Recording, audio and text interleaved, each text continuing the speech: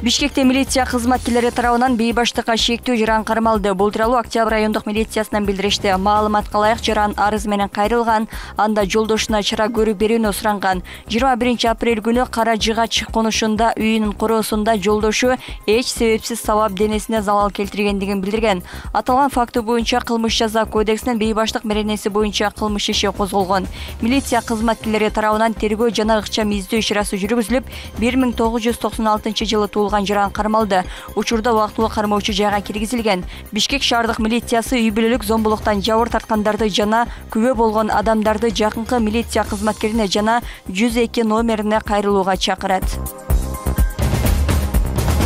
Бишкек электр түйүндүр ишканасы эртеңден тарта карызы бар 5100дөн ашык абоненттин жарыгын өчүрөрүн билдирди. Ишкана электр энергиясы үчүн карызды өз убагында төлөөгө чакырып, анын суммасын компаниянын сайтындагы абоненттик баланс бөлүмүнө жайгаштырды. Ошондой эле турак жай ээлери менин жарыгым мобилдик тиркемеси аркылуу карыздын билаларын белгиледи. Мындан тышкары 0556 00 12 09 номерине күнү түнү иштеп жатканын билдирип, ага кайрылууга чакырды. Абоненттер электр жарыгына болгон карызын төлөм терминалдары, электр капчыктары жана банктар жана Кыргыз поштасы аркылуу төлөй алышат.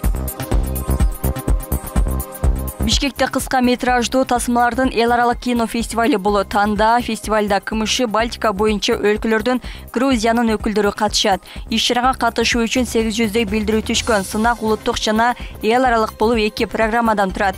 Анда көркөм, даректүү жана анимациялык эксперименталдык фильм жанрындагы кинолор коюлат деп жазылат маалыматта.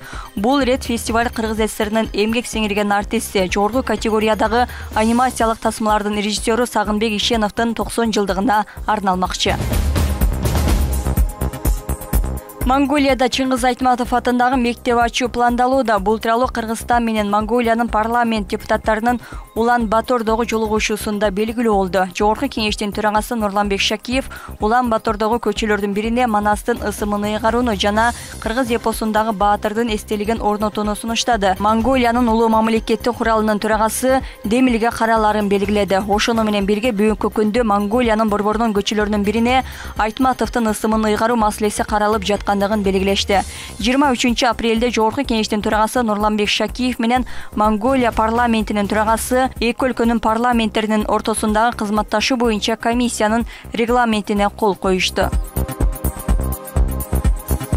1 майдан баштап билим берүү ишмердүүлүгүнө уруксат алуу үчүн арыздар лицензиялоону жана аккредитациялоону башкаруунун автоматташтырылган системасы аркылуу гана кабыл алынат. Бул тууралуу билим берүү министрлигинен билдиришти. Аталган тармакты лицензиялоо окутуучу мекеме мыйзамдын алкагында иш алып барышы үчүн гана жүргүзүлөт. Учурда бала бакча ачууга же кошумча билим берүү программасы боюнча окутуу үчүн лицензия талап кылынбайт деп жазылат маалыматта. Ошондой эле өтүнмөнү аралыктан бери убакыт каражатын үнөмдөп, коррупцияны алдын аларын кошумчалашты. Өтүнмөнү шилтеме аркылуу берүүгө болот. Ишеним саясий партиясынан Советбек Урустамбек уулу жогорку кеңештин 24 апрелдеги жыйынында ант берди. Борбордук шайлоо комиссиясы 22 апрелде аны жогорку кеңештин депутаты катары каттап, көөлүк жана төш белги берген.